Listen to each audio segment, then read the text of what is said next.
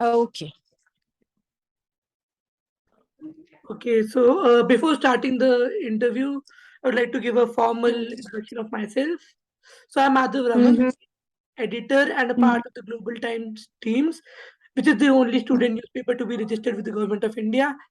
Before this, I have conducted many interviews, including interviews like IAS officers, some ministers, some educationists, etc. So now, without wasting any time, I think let's start with the interview.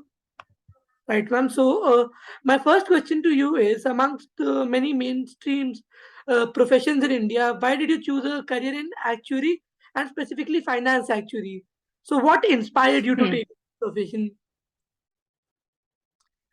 Well, actually, when I was doing my MBA in finance, at that time, I actually met some people from during the seminars that you attend as students. So I met some private equity individual and corporate finance professionals. And for somehow that really appealed, not just appealed. So I think when we are students, we have dreams and we all aspire to be something or someone big in our lives. And you do create role models. So somehow I could see my role model in such professionals. And then during my campus, I had the opportunity to interview with IFCI Venture Capital. So this was a job again because between corporate finance, private equity, these are good careers which I thought I can start, and that's how my journey began. Then later on, from private equity, I moved to corporate finance. Then I moved to investment banking, and right now I'm heading strategy and finance for an NBFC where I do M&A, strategy, fundraise. So a lot many fiduciary responsibilities which I fulfill. So for me, it was actually looking at the real life heroes, I must say. Right, ma'am. So, what do you think about a career in actuarial sciences in today's time? Is it promising being a new field on the horizon? Oh, it is. It is. Because the world will never stop needing money. And people who can do something with money, be it corporate finance, project finance, merger acquisition, they will all, and anybody who has, I would say, people in our profession have fiduciary responsibilities. So, responsible and capable fiduciaries will always be required. And with Right. the growing economy, like India, they are saying we'll touch 5 trillion. We are above 3 already. And looks like we are well there. So when the economy grows, the role of people like us also grows along. Look at the AIF, the alternative investment funds, etc. They are simply booming. And if you say with all see all these FIIs, FPIs when they are moving out, it is the DFIs, the DIIs, the domestic funds who are taking the lead, who are replacing them. So I was reading against zero point 0.8 of FII moving, 1.2 of DII actually entered. So I say there is a promising career and it's a good choice, I would say, to opt. So, you already told. So, tell us a bit about your experience being a finance actuary. So, is it a roller coaster ride or is it very smooth? Well, I've had my share because I have done multiple roles. So I also was operator for 2 to 3 years where I actually ran a business of my own. Then came back to investment banking. And I would say I took this role very seriously from 2014 onwards. And from there on, it has been a roller coaster. But the first few years, like any other professional, I also was figuring out what works for me. So when I took this international assignment in Dubai in the year 2017, that's when actually my horizon opened. I met other people, I saw what other global practices. And from there has been no looking back. I would say I'm very grateful for the opportunities I'm getting now.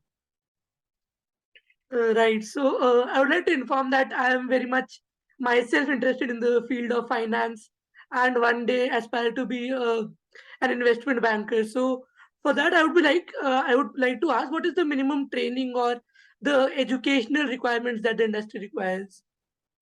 So the educational requirement, Madhav, are I would say this is a job which has a very critical mixture of being on top of the numbers. So you have to have a degree in finance. It can be an MBA in finance from a premier institute. It can be a CA also. or a CFA. So these three courses, and now these days they are also having some specialized courses, but the majority comes from here. So having these degrees, having very good communication and soft skills, because it also requires a lot of negotiation, IQ, presence of mind, people skills. So it has to be, so when you start your career, it is 80-20. 80% is the skills. As you move up the ladder, your skills are only 20%, as if the content, the subject knowledge. 80% is the networking, the inter-people skill, the connect, the communication, or how you have your own entire circle of influence. Right. So, are there any particular technical or behavioral abilities that a successful finance actuary must have? Like I said, you have to be a good communicator, you have to speak better, express yourself, you have to be a very good listener. You have to learn from the other person's body language, negotiation skills. But I think only two things I would say. The most important is you listen and you open your eyes, you open your ears, you see, you hear, you observe, you grasp, and then you learn how to express yourself. This is very much it in a very simplified manner. Right. So, generally, the next question I'm going to ask, I don't like asking these questions, but for the sake of the students and educational purpose, so what is the general annual pay of a full-time finance actuary? Madhav, I can only give you a package of a starter or a fresher, because later on everybody's career progresses. Some get a 40% increment, some get 100%. So I would say if you are from a category A kind of a college or a rank holder, then your package is somewhere between 15 to 30 lakhs. The range is very broad.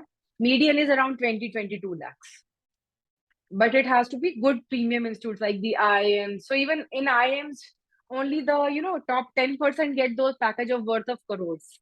Balance fall in the category of 20-25 lakhs. Then if it is a category B, it ranges between I would say 10 to 20 lakhs.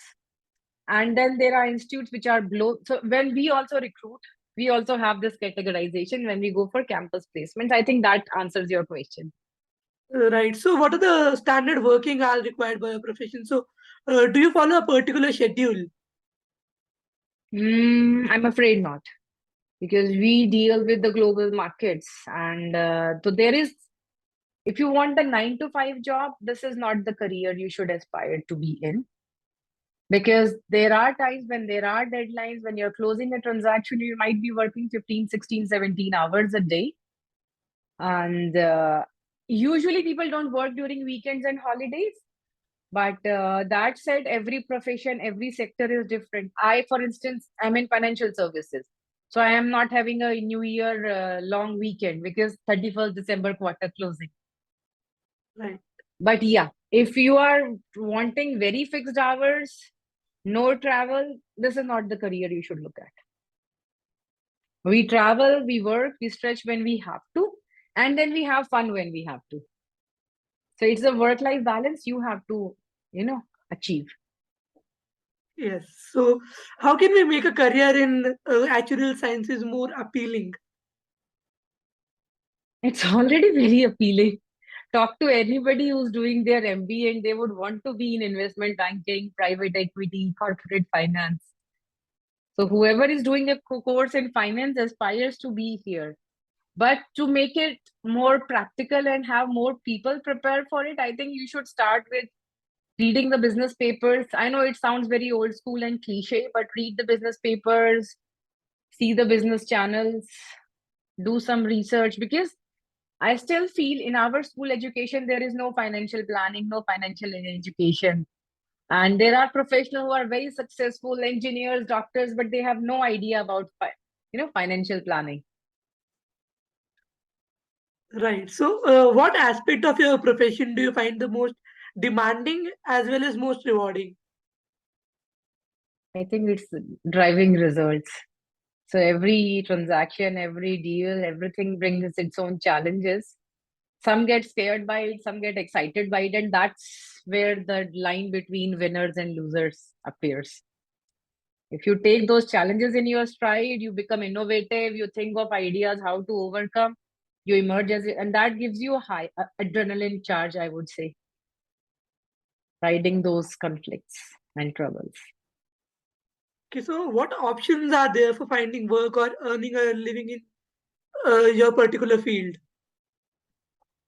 Most children, they get students, they get those campus placement that gives them a good opportunity.